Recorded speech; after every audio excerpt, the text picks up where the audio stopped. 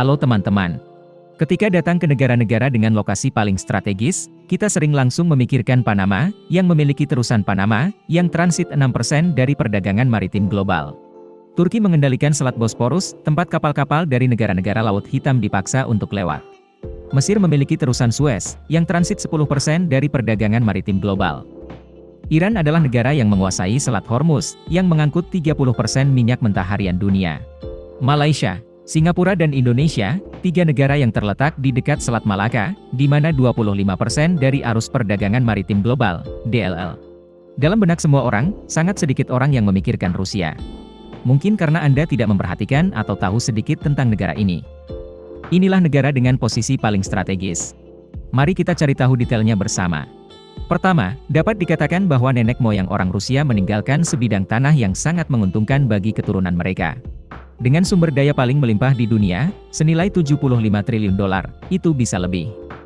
Selain memberi mereka uang dan kemakmuran, sumber daya juga membantu Rusia memiliki kekuatan untuk mendominasi atau mengendalikan banyak negara lain. Mari kita lihat peta ini. Ini adalah ladang minyak yang ditandai dengan warna merah. Dan gas memiliki simbol biru. Itu adalah ladang minyak dan gas terbesar Rusia. Dari sini, pipa dibangun, membawa energi ke Eropa, Asia Tengah dan Asia Timur. Sebagian besar dari mereka diciptakan selama era Soviet dan dikonsolidasikan dari waktu ke waktu. Sepertinya ada yang salah. Apakah jaringan pipa ini dibangun selama Perang Dingin? Ya, Uni Eropa meratifikasinya sementara kedua belah pihak menganggap satu sama lain sebagai musuh. Alasannya karena energi Rusia selalu tersedia, dan ditawarkan dengan harga lebih murah daripada kebanyakan mitra lainnya. Setelah pembangunan pipa selesai, negara-negara Eropa Timur bertindak sebagai transhipment minyak dan gas ke UE. Mereka sering memaksa Rusia untuk memasok energi dengan harga lebih murah. Atau memaksa pemberian pinjaman dengan suku bunga preferensial. Itulah sebabnya Rusia memutuskan untuk berinvestasi dalam beberapa proyek yang sangat mahal, seperti pipa yang mengarah ke Turki, melalui Laut Hitam, ke Eropa. Atau menyeberangi Laut Baltik ke Jerman. Namun, semuanya ada harganya. Saat ini, UE bergantung pada 30% minyak dan 40% gas dari Rusia. Seperti yang kita ketahui, karena itu, perang di Ukraina berlangsung lebih lama. Negara-negara Eropa sangat ingin menghukum Rusia secara langsung. Namun mereka belum menemukan pemasok energi alternatif. Amerika Serikat adalah negara yang memahami pengaruh Rusia lebih baik daripada negara lain. Karena mereka adalah pemasok 80% minyak dan gas ke sekutu, selama Perang Dunia Kedua. Begitu saya mengendalikan apa yang sangat dibutuhkan lawan, saya selalu berada di atas angin. Mengambil dari pengalaman UE, selama bertahun-tahun, Beijing telah berusaha untuk mendiversifikasi sumber impornya dari Timur Tengah. Namun, Rusia masih menyumbang sekitar 16% dari minyak mentah dan 5% dari gas yang dibutuhkan Cina setiap tahun. Persentase ini dapat meningkat dalam waktu dekat, ketika Barat memberikan sanksi kepada Rusia. Selain sumber daya yang melimpah di darat, Rusia juga memiliki laut yang unik di Kutub Utara. Selama beberapa dekade, sangat sedikit orang yang memperhatikan daerah ini, karena gelap dan dingin. Dan itu tertutup es.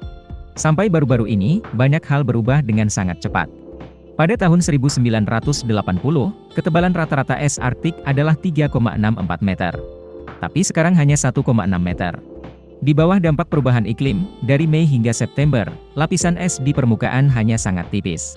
Pada 2017, sebuah kapal tanker minyak Rusia berlayar melalui Kutub Utara untuk pertama kalinya, tanpa bantuan kapal pemecah es.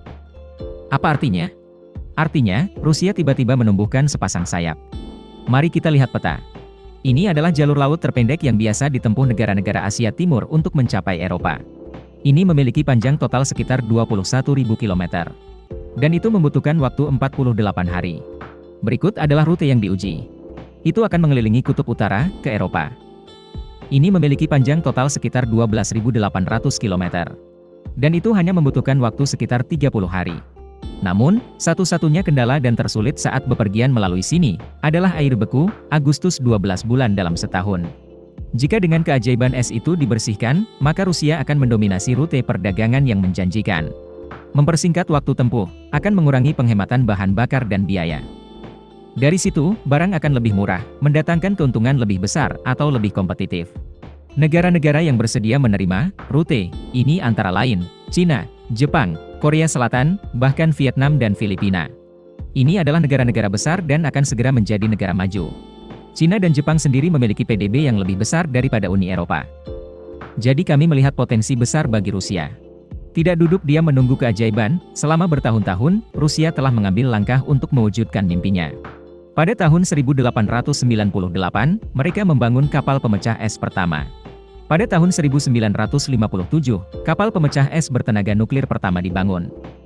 Saat ini, mereka sudah memiliki sekitar 50 kapal pemecah es dan berencana untuk membangun lebih banyak lagi.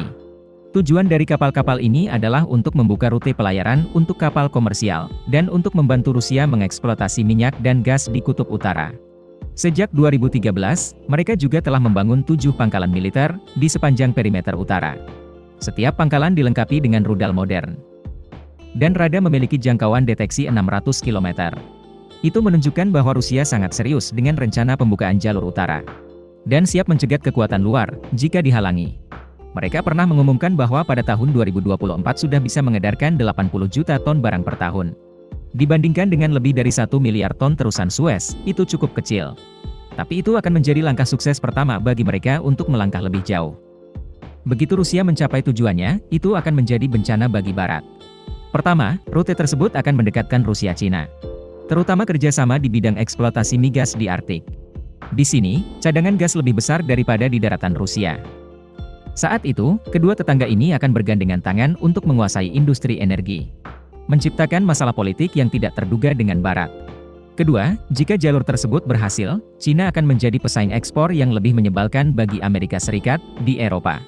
Saat ini, mereka adalah mitra dagang terbesar kedua UE, setelah AS. Itu juga alasan mengapa Cina bersedia menginvestasikan lebih banyak uang dan usaha di Rusia. Melalui apa yang baru saja kita pelajari, kita dapat membayangkan, Rusia memiliki ukuran ekonomi yang relatif kecil dan tidak dapat diklasifikasikan sebagai negara adidaya, tetapi dalam hal pengaruh militer dan politik, hanya sedikit negara yang sebanding, kecuali AS. Video berakhir di sini. Terima kasih semua untuk menonton dan menyukainya. Jika menurut Anda videonya bermanfaat, beri kami suka dan berlangganan saluran untuk mendukung kami. Sampai jumpa dan sampai jumpa lagi.